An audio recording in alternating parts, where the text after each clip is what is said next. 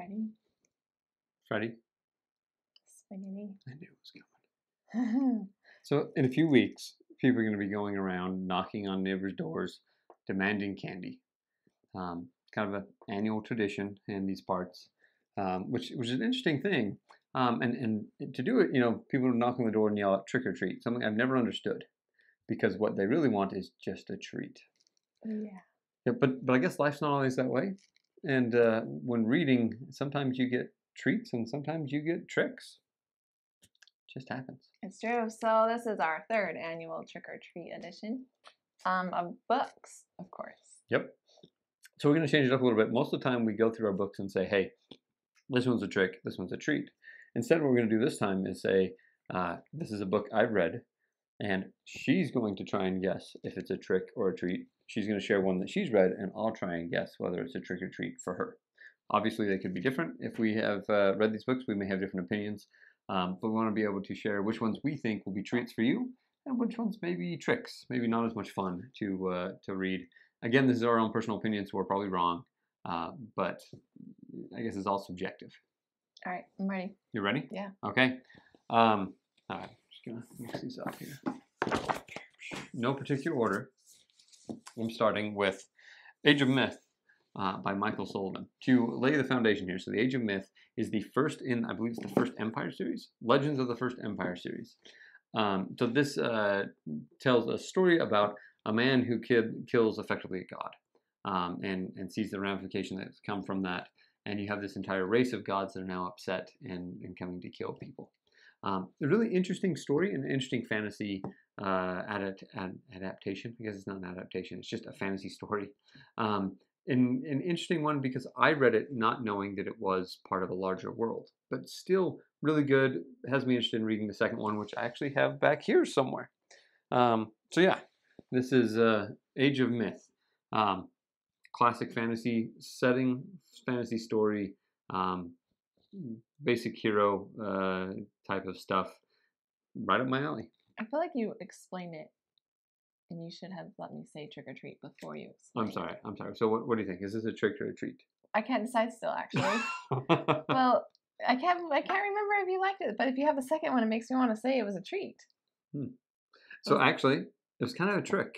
So it wasn't bad by any means. The reason that this was what I'm going to say is a trick is I should not have started with this. And thankfully, I was at a conference and sitting next to somebody and explaining that I love fantasy books, and somebody asked me if I've read of any Michael Sullivan's books, and I was like, yeah, I've tried one. It was okay. And he's like, oh, did you do the Rhaenyra Chronicles? And I was like, no, I didn't. And he's like, oh, well, you have to start there. And having now read that, which was phenomenal, by the way, having now read that, this book makes way more sense because this is really a prequel series to that book. Gotcha. Now, this isn't bad by any means, but having now read that makes this book way more of a treat, much, much better. So if you're curious about it and you want to go back in it, read the Rhaenyra Chronicles. I think it's Chronicles, Rhaenyra series, Rhaenyra something. But way more interesting and explains a lot more of what's happening here to give it more context and more meaning, I think, is the important thing. Like, it was meaningful, but there's a lot of myth making going on in here, which then when you see the myth making later and see it played out, all of a sudden makes this pay off better. That makes sense. So yeah, so I had this as a trick. Doesn't have to be, it could be a treat for you. Just got to read in the right order. I like it. All right, what do you got here? I feel like me too. Okay, randomness. Daughter of a Pirate King. By who? Tricia Levenseller. Yep. Wait, I think you just need to say trick or treat before I explain it. Okay, this is gonna be a treat. That's what I think. Yeah, it was a treat. Yeah. This is the first of 2 books. The second one is Daughter of a Siren Queen, so it kind of like tells you her heritage right there. Yep. Her father is the Pirate King. Oh my word. Her father is the Pirate King, and he's in charge of all the pirates, and specifically like one vein of pirates. And he sends her on a quest to go infiltrate, pretend to be captured. Let's do some spoiler alerts here to go through this here. This isn't too spoilery. That was pretty spoilery. No, you know what's happening the whole time. No, I don't think you do. Okay, sorry. Spoiler alert. It's really? all right. Yeah. You don't learn until part of the way through. She like that she was sent to infiltrate. She's like betraying him at the beginning. And that's joining the crew. That's the spoiler alert. No. She's pretending the whole time. She's pretending to betray him the whole time.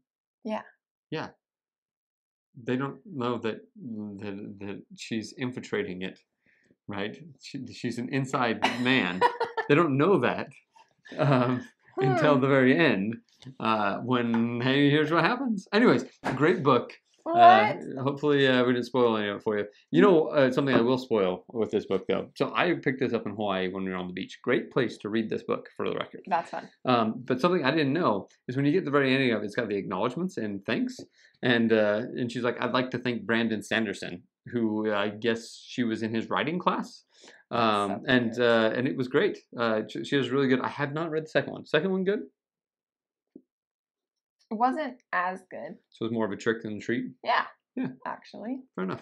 I like this could stand alone all by itself totally. Yes. Great novel. I'd say this falls squarely into YA, maybe even high middle grade. Yeah. Yeah. For sure YA. I don't know, I think YA. Okay. Listen, sent on a mission to retrieve an ancient hidden map.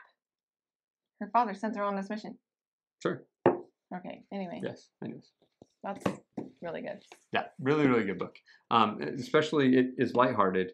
It's a good foray into pirates and the mythology around that. It's kind of a fun thing.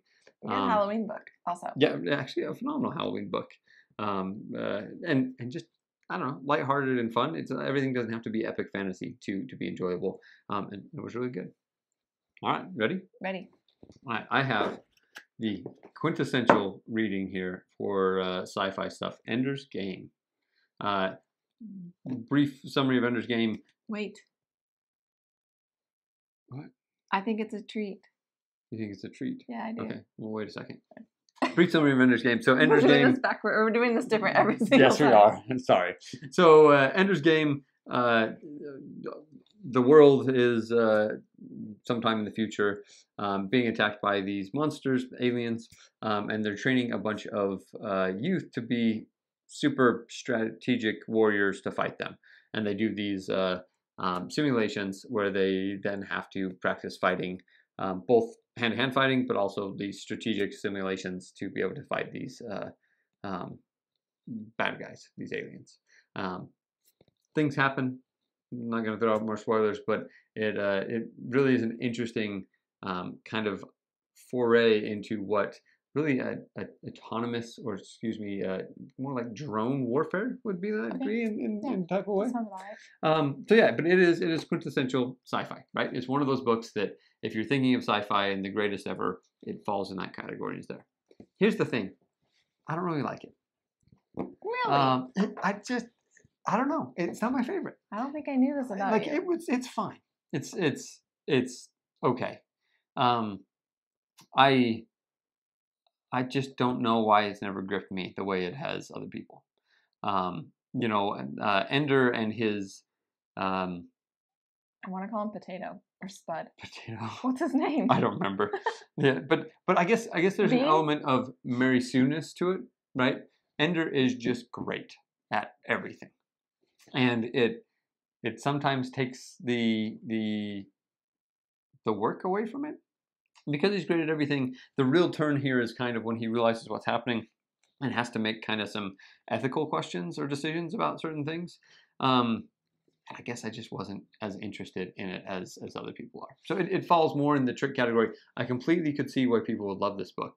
It definitely lays the foundation for certain things, and there's a whole bunch of things that have been built off of the work that Orson Scott Card, right? Yep, Orson Scott Card does with Ender's Game.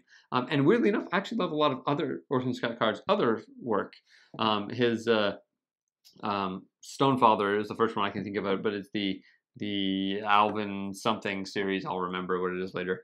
Alvin Patience, Alvin something. Anyways, I really like his other fantasy work. Just Ender's Game probably was something where it has too much hype for me and just not enough payoff. Okay. Okay. Right. When did you read that? Let's see. Was it early in your reading career or like? I probably read this senior in high school, maybe. Oh. I have reread this since. Oh, have you? Probably 5 years ago. Still wasn't overly impressed. Because I read it like really early on, and I loved it. But I wonder how it would live up now. Yeah, so I remember a teacher, English teacher in, I don't know, senior grade, something like that, having it on the bookshelf and saying that's great. And I grabbed it and read it. And, to be fair, I didn't really like sci-fi. And in fact, sci-fi took a little while to get into it, more than fantasy. And it took a little bit. I did like Star Wars stuff, but Star Wars is just fantasy in space. So it took a while to get into sci-fi. Like I might enjoy it now more, but I don't know. About 5 years ago, I listened to it as opposed to reading it again, and still found it just not as good as I was hoping. So a little bit of a trick for me. I'd call that one a treat. Fascinating. This is Caraval. That's a trick. It's a trap. Do you think so? Yeah, I think it's definitely a trick. I didn't want. Because I see the other book you have there, and that's a treat. You didn't pull out 3 treats. You brought 2 tricks. Huh? What? Yeah, but I didn't say 3 treats. Oh. And I had 2 tricks. It's true. A little backwards. Yep. Plus, I knew you were really excited for this book, and you just didn't love it. I still know. This one was overhyped. It was also very, very confusing. I call it my Willy Wonka book because it's a little like Oompa Loompa. I don't know what's gonna happen, and there's no way to like guess what the clues mean because there's like stuff thrown at you the whole entire book. It's 2 sisters. They're like they get a ticket to go be a part of Caraval, and they're like so excited, but then it's nothing at all like they think it's gonna be, and there's all these tricks and all these like. I can see why people love it though. Like I get it, but I didn't get it.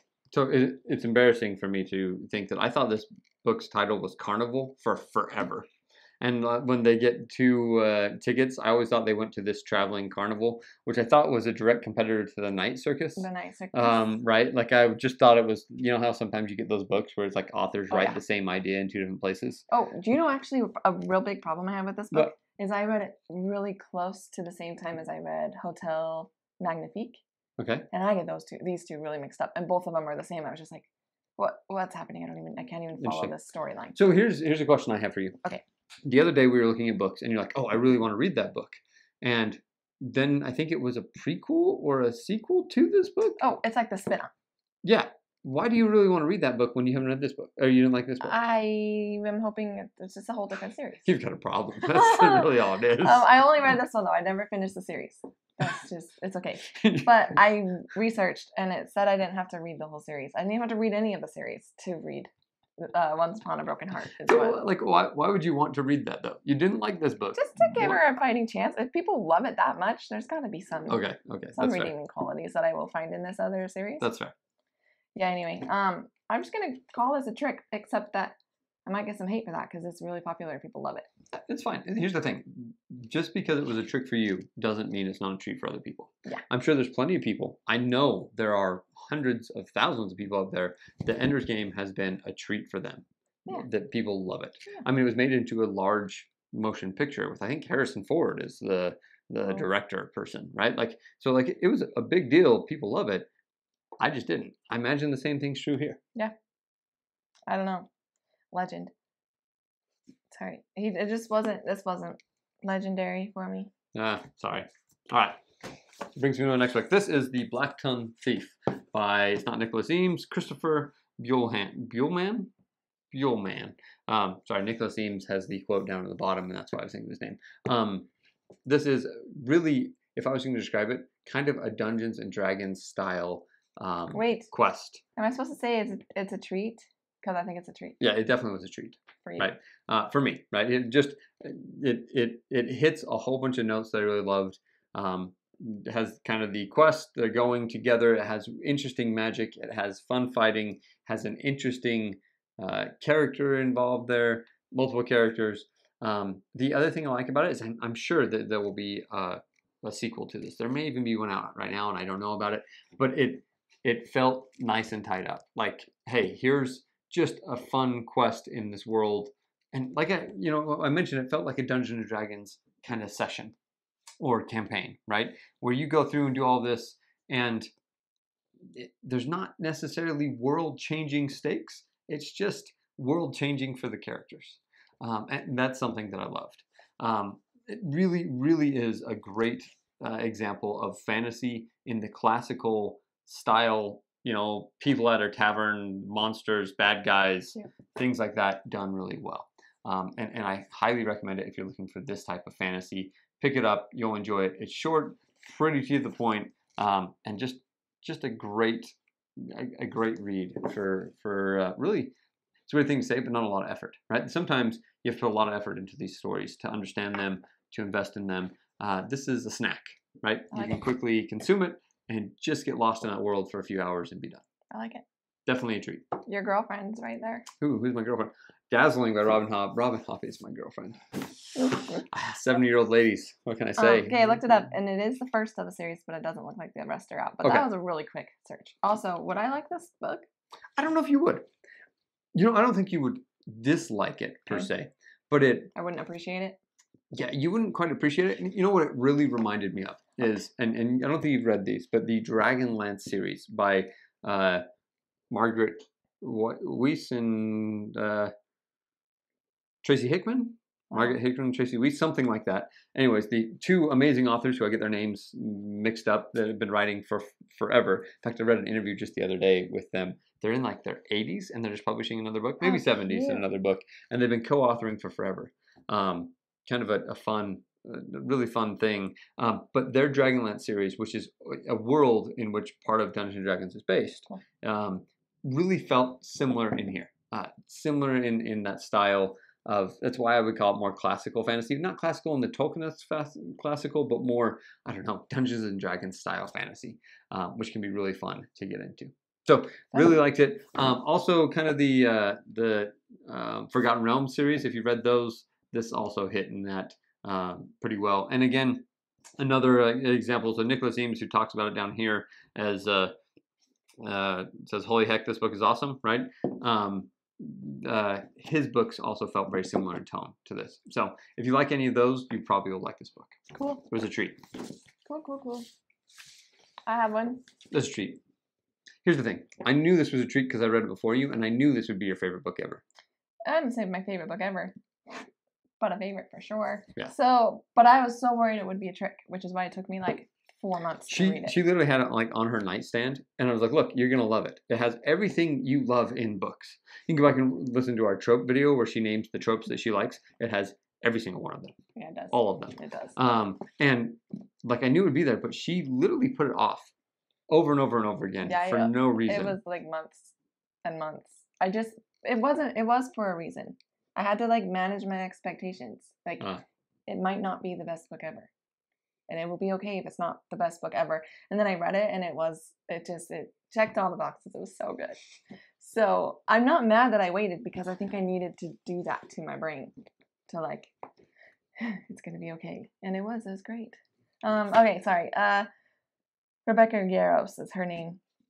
This is like a college for dragon riders, and it did not disappoint. There's everything in here that it's romantasy, adult, but like you're in school and you get like the rivals and the class competitions and tons of training, lots of trials. Yeah. It was fantastic. Really well written. So, what's an interesting thing is I didn't dislike the book by any means. I thought it was fine. It's not my genre favorite, but I knew you were going to love this. It's awesome. Right? And I knew that there's a bunch of people that would love it. It's well written. It is easily to consume. Mm-hmm. It is... It borrows themes from other books that, there's a little Hunger Games-ish in here. Yes. There's a little Harry Potter-ish in here. There's a little, I would say, Sarah J. Maas, Court of Thorns and Roses. Skyward, you compared it to Skyward. Yes, Skyward is a great example, kind of in there. Right? So there's a bunch of these type of things in there where it has like similar tones and it hits. And it had the heroine overcoming obstacles that people really liked. It hits all the tropes, the enemies to lovers, the forced proximity tropes that you love, the it has twists and turns and betrayals, and it had everything. What it reminds me of in a lot of ways is a Big Mac. It was a weird thing to say, but McDonald's has spent so much money engineering how a Big Mac tastes that they know that basically anyone that puts that in their mouth is going to love it.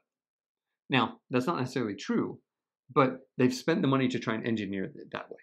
It feels like this book is very much that way. Like, she's read enough of these where she's like, I'm going to hit these parts, and it's got the formula for a book that a certain amount of people are going to die over. Another group of people are going to be like, that was pretty good. And another group of people are never going to pick it up because they're not interested in this type of fantasy anyways. So I'm really interested to see if she ventures into less safe territory with the sequel. Book 2. Yeah. Or if she stays on this well-worn pattern and formula. Because here's the thing. For a lot of people, like in this general area, I think they'd be perfectly fine if book 2 hits the same notes. For me, if book 2 hits the same notes, I don't think I'm necessarily going to be rushing to read book 3. I don't think there is a book 3. Oh, it's just book 2. I think so. Well, if it hits the same notes, I'll be a little disappointed. Because it does what it does well, but it doesn't do anything original. And I'd love to see if she could take the polish she has with this and do something original with it. Interesting. It did feel different though. Like, yeah, it felt very similar to a lot of books, but it felt like it was its own thing. Yeah, like really that, well done. It's very, very well done. I just would like to see her push the boundaries outside of what is comfortable and see what happens. Yeah, a little bit there. Maybe I'm wrong in that, and I don't know. I don't know how you feel about it in that regard.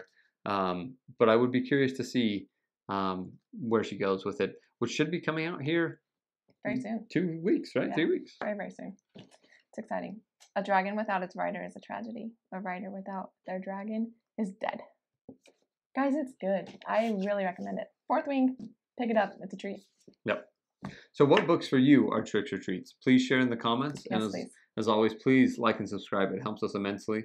And let us know what type of videos you'd love us to have us make. We'd be happy to do anything that you guys find entertaining. Yes, please give us your feedback. And happy Halloween. Happy Halloween. I'm Blake. I'm Jamie. We're Blamey. Bye. I guess so. There you go. Bye.